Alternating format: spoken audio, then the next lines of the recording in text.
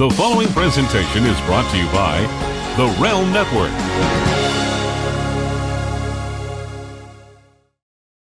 Oh shit!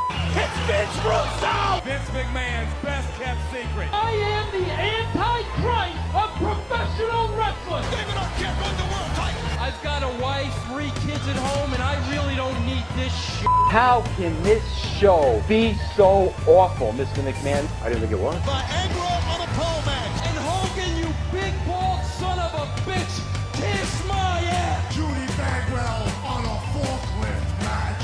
McMahon, the family, the Rock, they screwed us all. Now, you're the editor, right? Mankind did it! Jumpy, beat. Goldberg steered Russo on the table. I'm from New York. I'll get downright nasty. This is Vince Russo's The Brand. Hello, everybody. Welcome to The Brand and welcome to our... Bro, what pay-per-view was this? What was the name of it? There's so many pay-per-views. Backlash, Extreme Rules. Yes, welcome this one was to Extreme the Rules. Extreme Rules pay-per-view. Welcome to the review of the show. Welcome to The Brand. And, Jeff, I'm proud to say now that The Brand is officially endorsed by Eric Bischoff, who made the comment that every time you listen to a Brand show, you lose 0.7% of your IQ. And I thank Eric for endorsing the show, and I really appreciate that. Thank you very much. Let's first talk about Miz and Ambrose. Bro, you know what freaking just bothers me so much? And I say this because casual fans see right through this.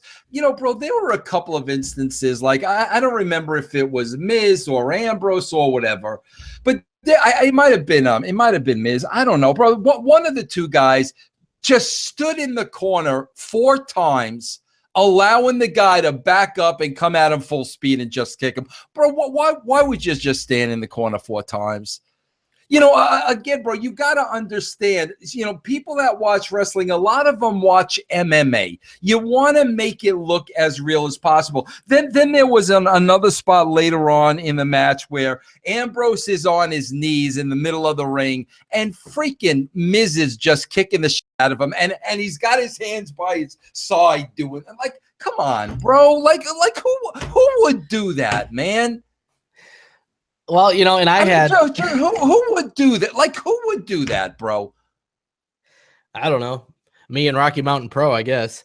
But, I just thought it was silly that the ref was, confused. Like, at first, he was confused that he didn't understand what Maurice was doing. Yeah, no, bro. This was stupid, man.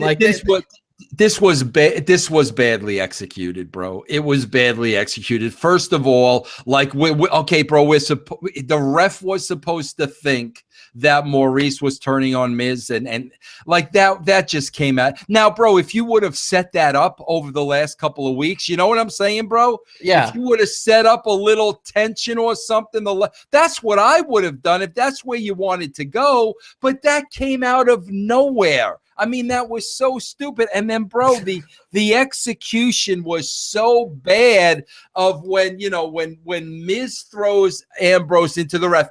It's a good idea, but the ref would have DQ'd him immediately. They wasted so much time before, Miz nailed him from behind. He got the execution was just really, really, really poor. And again, bro, this is what it comes down with to me for a lot of these matches. I don't care who wins or loses because I feel like I've seen it 100 times. You know what I mean, Jeff? I could have cared less the way this match would have went. Well, and look up and down the whole card besides this one. Neville and Aries for the 3rd straight pay-per-view. Hardy's versus Sheamus and Cesaro has been going on forever. I mean, it's the same stuff over and over again. So it's not just this match. It's just there's no creativity. I mean, this show right here was almost a 3-hour show. It was like 2 hours and 45 minutes, okay? 6 matches.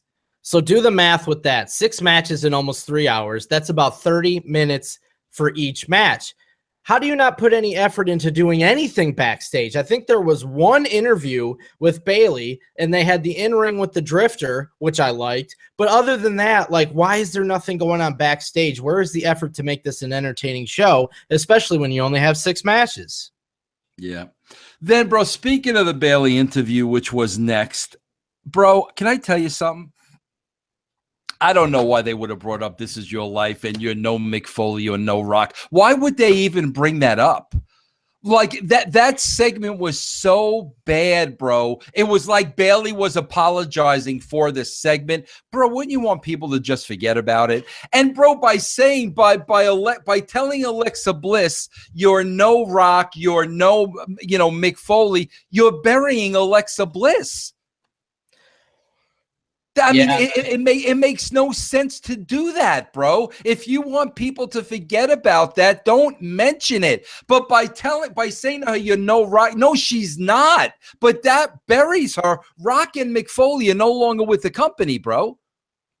Unless they don't think it was bad. I mean, we don't know if they actually think it was bad there. Nah, they think it was bad, bro. There's no way. I mean, I don't know. I mean, they don't think that the normal show is bad, and it's bad just about every week.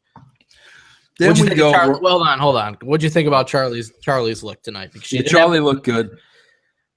I couldn't believe, like Bailey said, I saw Wonder Woman. Like I'm like, come on, like whatever. I don't, bro, whatever, bro. Then I got No More Dar and Alicia Fox and Banks and Rick Swan, and I just wrote, why do I care about this match? Why am I watching this? Like, why am I? And again, I'm talking for casual fans now. That's who I'm talking to. I'm the voice of the casual fan that's no longer watching your product. So Swan's over. Whoopie-doo. Elias Sampson, I like this guy. I think he has a good look, but I think they're going to kill him like they kill everybody else. But, I mean, this was a good little segment. Yeah, they just need to keep making, creative lyrics for the guy. If he's doing, like, entertaining lyrics that are pissing the fans off every week and it's different every week, that would be entertaining. But, if they end up just doing the same thing over and over again like they do with everybody else, he could be in trouble. Yeah. They did a couple good things in this kendo stick match. They're like, first of all, bro, here's what I didn't like. Bailey should have come to the ring freaking serious, bro. Alexa had lit her up with this kendo stick. Now it's there hanging on a pole. It shouldn't have been her normal freaking entrance. She should have had her game face on, so that was, I didn't like that at all. I do like the fact, though, bro, that during the course of the match, they were like both going for the kendo stick. I like that because that was the idea of it. Get the kendo stick, get the kendo stick, get the kendo stick. I love the way, bro, finally, they got a little consistency. They went with Alexa Bliss. They let her get more heat on Bailey rather than keep seesawing this thing back and forth like they seesaw everything back and forth. So I was very, very, very happy to see they let the heel get the kendo stick. The heel laid into Bailey. That's what they got to keep doing. That's how you build heels. So, I think it's very important the way they cover Bailey tomorrow. You got to protect everybody on the roster. I always say that, but I was very happy, the way they put her over in this match. Yeah, I was going to ask you that about protecting Bailey because to me it looked like they really didn't protect her much in this match because you know what I mean? Like Alexa pretty much just whooped her ass the entire match. Right, but that's where they have to come back and protect her. You have to, bro. Let's see. What did we have next? The Hardys and Cesaro and Sheamus in the cage match. What do you think? I liked the stipulation. I thought it was different. Both guys had to get out of the cage. There was no pins. I always think like if you do a pin or a submission in a cage, it takes away from the point of the cage. I like having to escape the cage. So the fact that that was the only way you could win and both guys had to get out, I thought that was interesting. I like that stipulation. I don't know. I thought this was of all the matches on the show, this was probably the one I was most into. I mean, and I like the fact too, bro, that they were always trying to get out of the cage because that was the rules. You know what I mean? It's just like the girls going after the kendo stick. I like that. I like the fact that these guys were trying to get out of the cage. So I mean, this was good. The guys worked hard, but like I said, bro, here's what happens. Because there's no entertainment, storytelling, character development, all these guys are doing every week is wrestling each other. So by the time you get to a pay-per-view, it loses its big-time feel because we've seen these guys wrestle 1,000 times. That's the freaking problem. Yeah, and now that they've done the 50-50 with these guys, I'm sitting here thinking, all right, it's not over. Hardys are going to get their rematch now. And it's just going to be, these guys continuing on. I don't know. I hope I'm wrong, but that's normally what happens in these situations. Yeah. I like, again, bro, with Neville, they did much the same as they did with Alexa Bliss. Neville's the heel champion. They kept it on him. I was glad to see that, bro. You got to start going with some freaking people. And like I said, man, it all depends on where you go with Aries from here. You got to protect them. But, bro, you know what I'm just starting to notice more and more like that it's getting to be too much. And I mean, it started in the Neville match. Bro, it's like every match now, you got a guy selling an injury. Do you notice that, bro? Like, that used to be like the story of a match. Oh, my God, he hurt the guy's leg. Now he's working on the leg. The guy's wrestling on one leg. Now, every single match, somebody's getting a leg injury or a knee injury and selling it. Is that just me, Jeff, or are you noticing that too? No, it's been happening a lot, and I think I'm noticing it because I'm paying attention to when they stop selling it. You know what I mean? It's hurt, and then it's not hurt, so they can get their stuff in, and then it's hurt again. But I guess that's what happens when you have no other stories to tell. Yeah. That's it. Let's just have a guy work on a body part. I mean, that used to be like an additional bonus to psychology of the match, but now it seems like you said, that is the psychology. And that was the whole last match. Everybody was hurt, and everybody was selling body parts and this, that, and the other thing. What you think of that last match? Well, I'm a little disappointed. I had my Finn Balor's going to win kit all ready to roll here, my Kleenex and my lotion, but it didn't happen. I don't know. I was I'll take the finish. Samoa Joe was the only one I didn't think they were going to have win, so I was surprised with that. I'll take it. I think Joe, face to face with Brock is a better visual than Finn Balor. You know what I mean? I think it's I don't know if it's telling or not. Who knows the way they book things, but the fact that it was Finn that got choked out, after building him up. But I don't know. Like, these matches, like, there's so much time where everybody's selling outside of the ring for like 10 minutes. They're all just laying down, so two guys are in the ring, and that's just silly to me. They kick out of a devastating maneuver after 2 seconds, but yet they get punched a couple times outside the ring, and they're laying down for 10 minutes. I don't know, bro. Like, listen, man. Listen, the guys all worked hard. You don't take anything away from them. They all worked hard. They all worked their asses off. But again, bro, I'm speaking for the casual fan. And I just don't know how, for the casual fan, Samoa Joe and Brock Lesnar is a draw. Like, I just, and bro, again, this is really not fair for me to say, because I worked with Joe for a very long time. So I saw a much different side of Joe. First of all, let me say this. I'm happy for Joe because I work with him at TNA, and he worked very hard. He's got a wife and kid, and, finally he's going to be in a WWE pay-per-view, and I'm thrilled to death for Joe. But again, just speaking honestly, bro, again, if ratings going down 5 weeks in a row, if we really want to rebuild an audience, I don't think this has any appeal to a casual audience, Samoa Joe, and I just don't.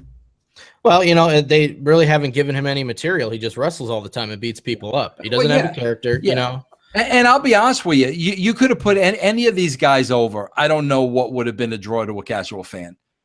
Yeah, they're probably saving Reigns, down the road, whether it's SummerSlam or WrestleMania. But, they got a month to make people think that Joe has a chance of beating Brock, because if they don't do that, everybody's going to know that there's no way in hell Joe's going to win. So who's going to buy the pay-per-view, or watch it on the network? I know Glenn gets upset with the pay-per-view because it's technically not. But if they can't convince people in 4 weeks that Joe has a chance, I think that kills the show. Yeah. So what'd you think about this? I mean, it was just, every match was too long because they only had 6 matches. Like, that Neville and Aries match went way too long, man. The whole thing. There's no stories. It was pretty much like a televised house show that, this is how all the pay-per-views are getting, man. That's it. It's just like it's just another show. I mean, it's really just another show. Like I said, if I'm going to take anything away from it, I do at least like the fact that they kept the two heels over and the two heels strong. They need to do more of that. So I was glad to see that, but what am I going to say? I don't know, man. Just how are you going to get excited over a WWE show? Like, I don't, what's really going to excite me? Let me show you something. I know we had a brief schedule change. We're going to be doing the April 10th, 2000 Nitro last week, but for a visual, I have already watched it. I've taken my notes. These are my notes on the episode of Nitro, and people in the Realm Network can see this. I got one front, the back of the page, onto a third page, full, and then a little bit onto the fourth page, okay? That's for an episode of Nitro. These are my notes on tonight's pay-per-view. Like, it didn't even fill a page. I mean, there's nothing to talk about, and that's the problem. You want people, when this show's over, to have stuff to talk about with their friends or the people that don't watch. Hey, you got to see this because this happened and this happened. But there's nothing to talk about, man. Absolutely nothing to talk about. It's just, that's the problem. Hello, Brandon. That's Aaron. I am Chantal, and you watch me every weekend, only on the weekend feature, because there's anybody out there who acts like Miss Chantal.